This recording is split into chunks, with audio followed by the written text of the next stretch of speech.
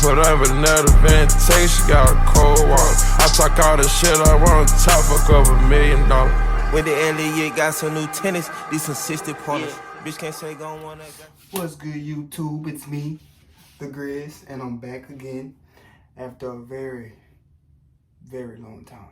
I've been going since August, and that was the very first time I posted on that channel was in August. And this channel is actually almost 2 years old this year. That was the first time I posted, first and last.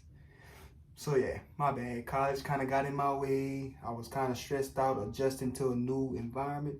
But I got it now. Everything gravy, everything smooth, babe. You know, everything good now, so I got it. And today I got college advice for incoming freshmen. So that's what the video is going to be about today. And I hope you guys enjoy my advice and tips that I give to you guys. This is from my experience as a college freshman, and I'm going to share it with you. I also want to say congratulations to class of 24. I did that, I graduated, so good job. That's a huge accomplishment. But with that being said, let's get into this video. All right, so my first tip is choosing your major wisely. I feel like you should choose a major according to the lifestyle you want to live in the future and the passions you have. Like, you should choose a major that you really love, because if you don't, you're gonna hate college and you're gonna hate the major that you have. So do your research on the majors, on things that you love. Like, research majors that have your passions and things of that nature, because it'll actually make your college experience a lot better. So my second tip is on classes and schoolwork. So basically, coming into college, you will not need a lot of school supplies. All you really need is pencil, paper, and highlighters. That's what I recommend you bring, because in majority of your classes, all you'll be doing is taking notes. In majority of them, just taking notes and taking tests.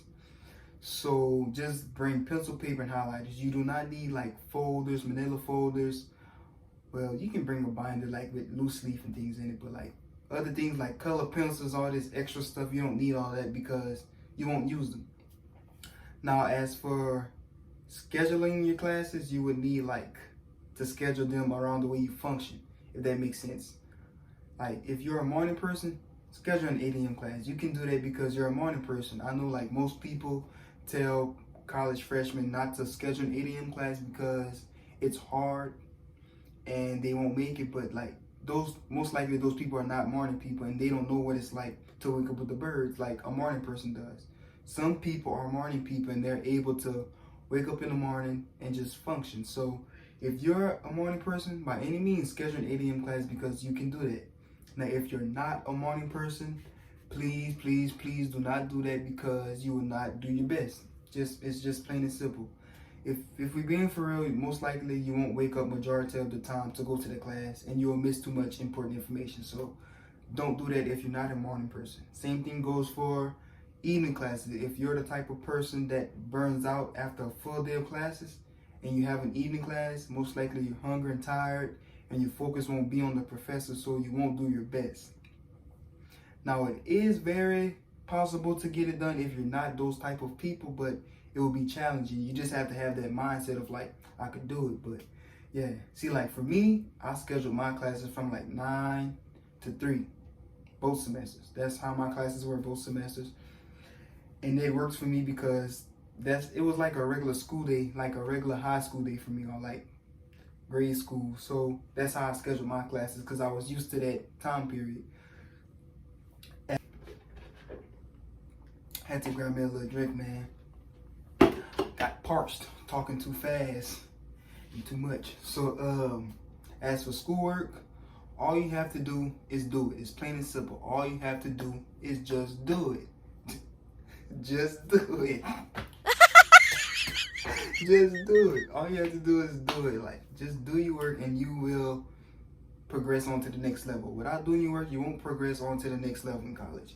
You have to remember, you're here for a certain reason, and that reason is to get a degree.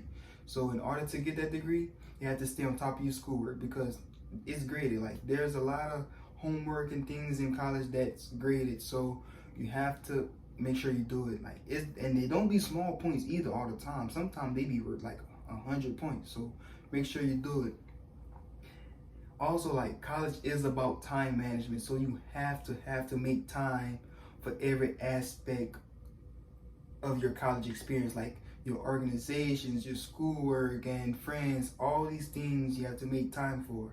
Even your mental health. Like, sometimes school can get very stressful. Like, as for me, I took A&P. Well, I'm still taking A&P, but A&P 1, when I first got into school last year, I would get very stressed out, and there are times like my mom would call me and she could tell something was wrong because kind of sort of had a little attitude, but it wasn't really towards her. It was just because I couldn't figure out what was going on in my lesson. And if you know me, if I can't figure something out, I will stress myself with that same situation until I get it, and that's not good for my mental health. So you have to take time for yourself too.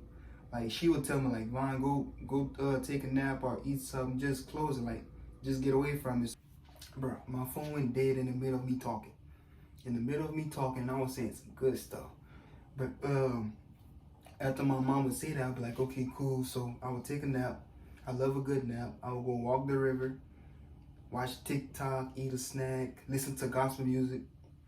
Oh, speaking of that, I'm gonna put like a list of gospel songs that I listen to right here. Or I would just listen to some R&B, some of that Joe, some of that. I wanna know what turns you on. I like to know. Ooh, I know y'all hear it. Hey, in my mind, I'm Usher. Stop it. Get some help. So can't nobody tell me nothing. I sound good. The next tip I have is making friends and putting yourself out there. So like, for freshmen, I've noticed that, like, honestly, actually during like the first year, every freshman is friendly to all the other freshmen, like, and that's because they're trying to find their friend groups. See, like, for me, I will talk to everybody. Like, I will talk to everybody, but after we would leave each other, I wouldn't communicate with them again unless I saw them out again. Like, I would only talk to them when I seen them out, and that's not because they weren't good people. It's because I observe people a lot, and I do that really because, let's be honest, our generation is crazy. Our generation is kind of too far out the box, if you know what I mean. They cuckoo. So like, I would observe people. Like, I could be talking to you like, like that. Like, I just know they feel that booger up there dangling in that left nostril. And I'm watching you movements. I'm watching how you talk. I'm watching the things you say, things of that nature. But it wasn't because they were bad people. It's just because that's who I am. But now I got a group of friends that I talk to. Like, I found a couple of people that match my vibe. I feel like that's what you should do. Find people that match your vibe, and don't choose you don't have to be friends with the popular people. Like, most times the popular people aren't even doing their work or doing what they're supposed to be doing because they're popular. They feel like they're up here. But you need to find that person that don't have a lot of friends. If they don't have a lot of friends, that's the most genuine people that you'll ever find, like, seriously. But yeah, always choose your friends wisely. Be mindful of who you call your friends, because if you choose the wrong friends, they can steer you wrong. Like, they can distract you from what you need to get done. So just be mindful of that. As for putting yourself out there, I recommend like joining every organization that you can, every single organization that you can, because if you just you go to class and come back to your room, you're bored. Especially, and if you don't have friends, that's another thing. If you not in any organizations, don't have friends, and you just come back to your room, your college experience is going to be boring. It is going to be very boring. You know why? Because you're not doing anything.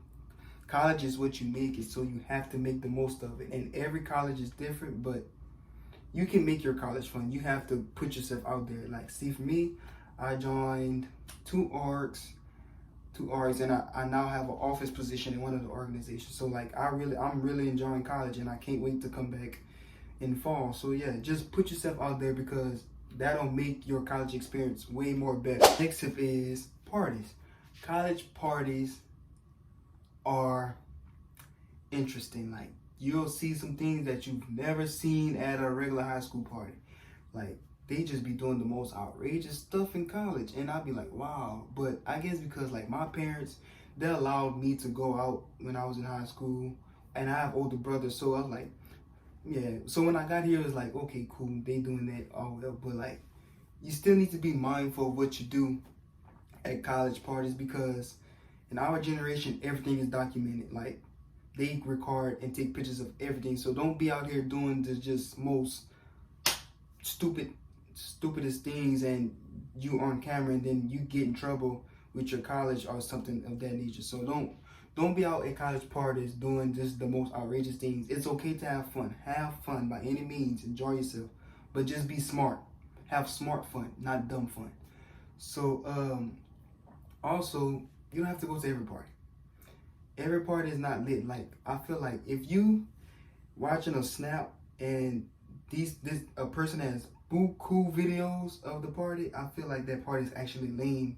And that's just me. I feel like they are just waiting for the moments when the party gets lit, and they record just that moment, and then that's it.